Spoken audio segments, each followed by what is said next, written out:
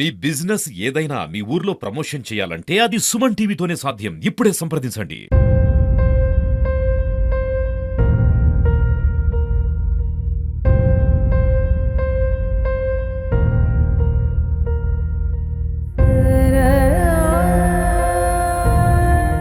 నమస్తే, welcome to Suman TV. Nizamabad జిల్లాలో విషాదం చోటు చేసుకుంది. జానపద కళాకారిణి శృతి ఇవాళ తిరిగిరాని రోగాలకు వెళ్ళిపోయింది.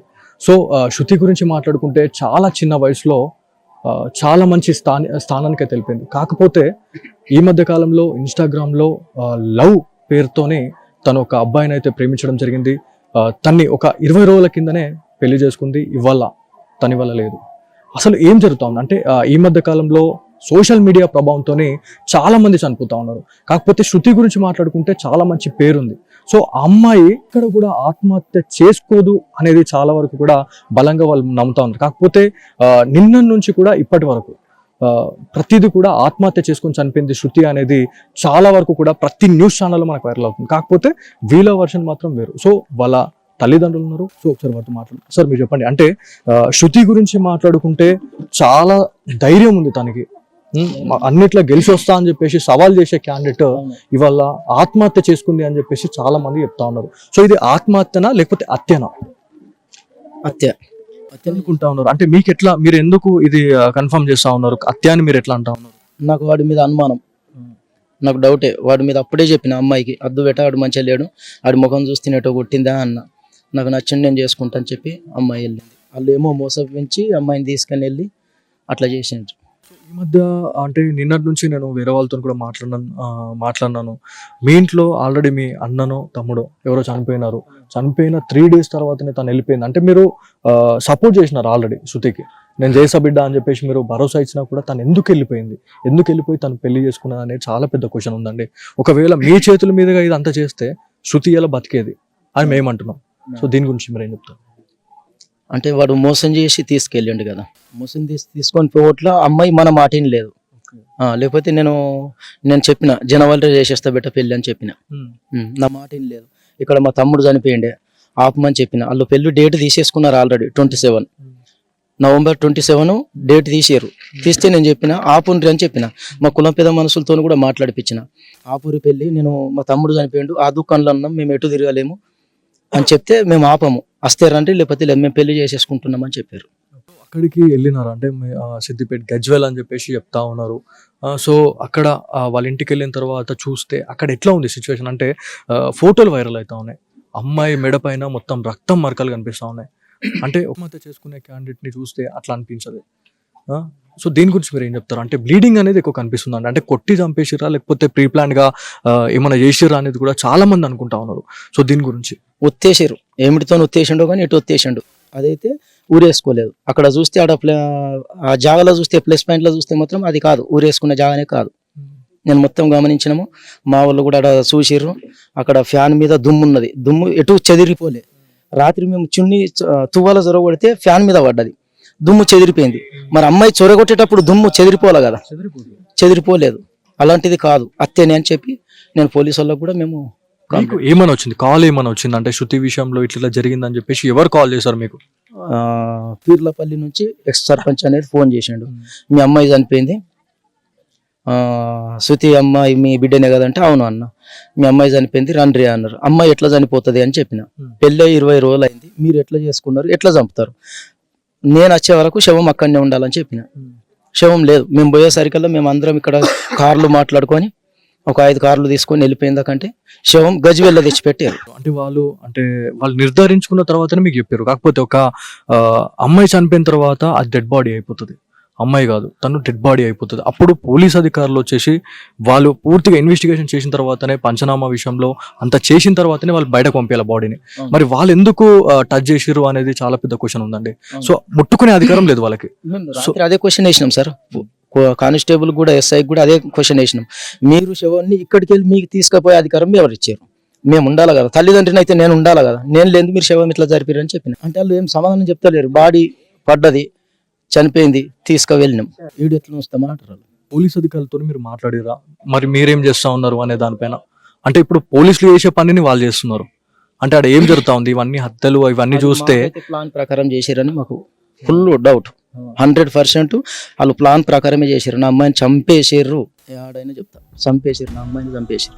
నా అమ్మాయి చనిపోదు, నాకు కాన్ఫిడెంట్, అది పక్క నాకు గుర్తు, నాకు షరతు చేసి సవాల్ చేసింది. నాకు చాలా మందితో కూడా మేము మాట్లాడినప్పుడు వాళ్ళు కూడా అదే చెప్తున్నారు. అంటే ఇంత పెద్ద ఇన్సిడెంట్ జరిగినప్పుడు ఒక ప్రైవేట్ వెహికల్ తీసుకొని పోవాల్సిన అవసరం ఏముంది? అంటే ఒక అంబులెన్స్ అన్న తీసుకొని వాళ్ళు అక్కడ స్థానిక జీజేహెచ్ కావచ్చు, ప్రభుత్వ ఆసుపత్రికి వాళ్ళు తీసుకొని పోవాలి. మరి వాళ్ళు ప్రైవేట్ వెహికల్ తీసుకొని అక్కడికి వెళ్ళడం అనేది ఎంతవరకు కరెక్ట్ అనేది కూడా చాలా మంది అనుకుంటా ఉన్నారు. సో ఇదంతా 100% హత్యనే అని మీరు అనుకుంటారు? అతనే 100% అతనే. ఆడ ప్లాన్ ప్రకారమే చేసారు. వాళ్ళు కూడా బందోబస్తు పెట్టుకున్నారు. మేము 5 కార్లలో వస్తున్నాం అనగానే బందోబస్తు పెట్టుకున్నారు. ఎక్కడ చూసినా వాళ్ళే, ఆర్మీ వాళ్ళు లాఠీలు పట్టుకుని ఉంటారు సార్. మొత్తం ఏడ చూసినా ఇంటికి పోదామంటే ఇంటికి మమ్మల్ని రానియలేరు. 4 అంటే మేము ఆ కాడికి కూడా 6-7 పోయినాం పోలీసు వాళ్ళతో.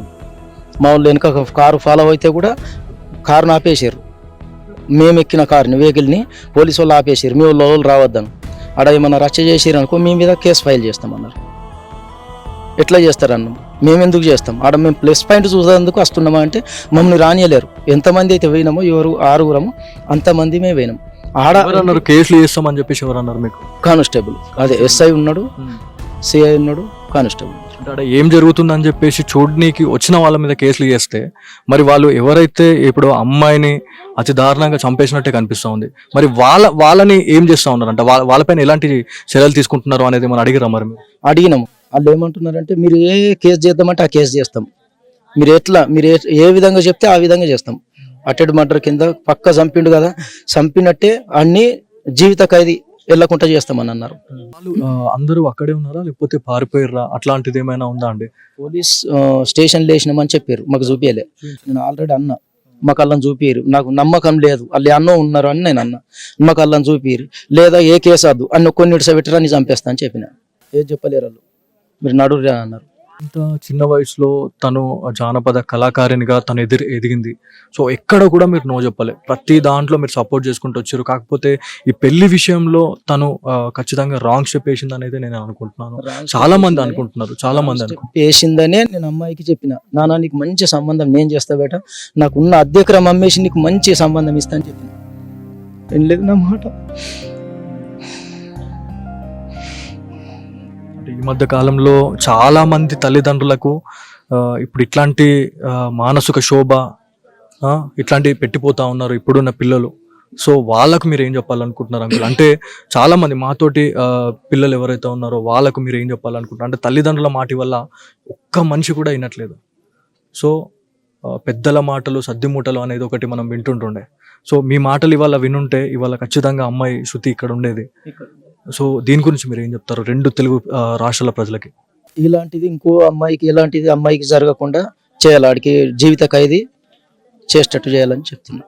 ఎక్కడి వరకు వచ్చింది అంటే ఇప్పుడు డెడ్ బాడీ ఎక్కడి వరకు వచ్చింది? అంత్యక్రియల్లో భాగంగా ఎవరైనా వచ్చే వాళ్ళు ఉన్నారా? ఇంకేమైనా? ఎవరు రాకొచ్చారు, శవం నప్ప చెప్పేసి వెళ్ళిపోయారు వాళ్ళు, వెళ్ళిపోయారు.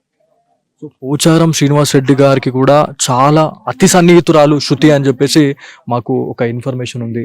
సో అంటే ఇప్పుడు తను ఎన్నిసార్లు ఎమ్మెల్యేగా నిలబడ్డా కూడా తను జానపద గేయంతోనే ఏదైతే పాటలతోనే ప్రతి గ్రామం తిరుగుతూ ఇలా మనకి ఎమ్మెల్యేగా గెలిపించింది అంటే అదొక శృతి అని చెప్పేయాలి. సో పోచారం శ్రీనివాస్ రెడ్డి అంటే శృతి అంటే పోచారం శ్రీనివాస్ రెడ్డిగా మనకి ఎలక్షన్ టైంలో కూడా మనం ప్రతిదీ వింటుండే. సో ఎమ్మెల్యే గారికి మీరు ఏమైనా చెప్పాలనుకున్నారు ఈ విషయం పైన?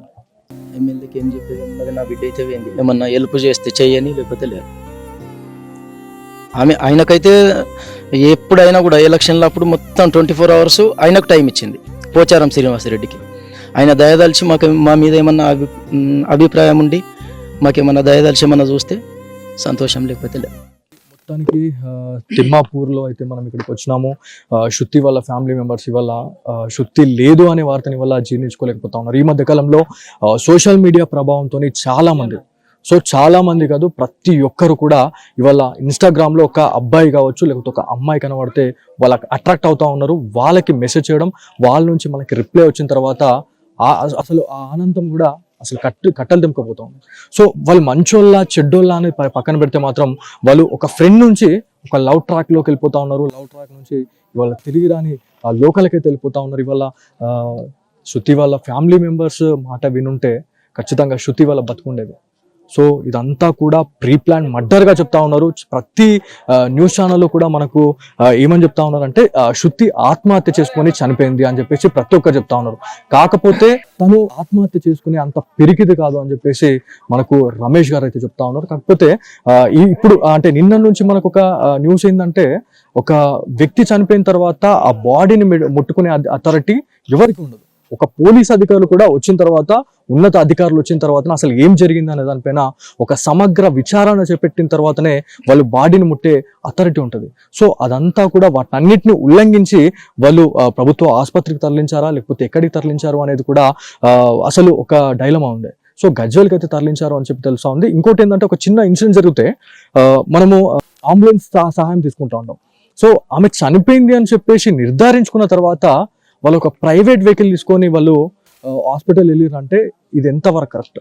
సో ఇక్కడ శృతి వాళ్ళ ఫ్యామిలీ మెంబర్స్ ఎవరైతే ఉన్నారో ఈ ఇన్సిడెంట్ తెలుసుకున్న తర్వాత అక్కడ మాజీ సర్పంచ్ ఎవరైతే ఉన్నారో వాళ్ళకి కాల్ చేసేసి శృతి చనిపోయింది అని చెప్పేసి అన్న తర్వాత తల్లిదండ్రులు ఎవరైతే ఉన్నారో అట్లిట్లా అవుతుంది అని చెప్పేసి మాట్లాడిన తర్వాత వీళ్ళు వెనువెంటనే సో ఇది ఖచ్చితంగా స్పీడప్ గా ఉంటుంది. ఎందుకంటే ఇప్పుడు అక్కడ అమ్మాయి చనిపోయింది అనగానే వీళ్ళు ఒక్కసారి అలర్ట్ అయిపోయారు. ఒక 4-5 వెహికల్ తీసుకొని వెళ్ళిన తర్వాత అక్కడికి వెళ్ళి చూస్తే అసలు ఎలాంటి ఆధారాలు అంటే ఆత్మహత్య చేసుకుందనే ఒక్క దగ్గర కూడా వాళ్ళకి కనిపించలేదు. అంటే ప్రీ ప్లాన్ గా తన్ని ఒత్తేసి చంపేసారు అన్నట్టుగా కనిపిస్తుంది. మళ్ళీ ఇంకోటి ఏంటంటే మన తోటి కళాకారులతో కూడా మనం మాట్లాడినాం. వాళ్ళ దగ్గరికి కొన్ని వీడియోలు అదేవిధంగా ఫొటోస్ వచ్చినాయి. సో ఎవరైనా ఆత్మహత్య చేసుకుంటే నాలుక బయటకు చేయడం కానీ లేకపోతే అట్లాంటిది మనకి కనిపిస్తూ ఉంటుంది, ముఖం ఉబ్బిపోవడం.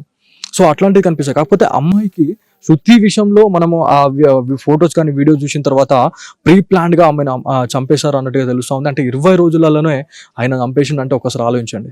అంటే ఒక అమ్మాయి మనని తల్లిదండ్రుల్ని వదిలిపెట్టేసి మన దగ్గరకు వస్తుందంటే మనం ఎంత మంచిగా చూసుకోవాలి. సో ఇదంతా కూడా 2 తెలుగు రాష్ట్రాల యంగ్స్టర్స్కి నేను చెప్పాలనుకుంటున్నా ఏంటంటే ఒక అమ్మాయి అందరినీ వదిలేసి ఇవాళ నీ దగ్గరకు వచ్చిందంటే ఎంత నమ్మకం ఉండాలా.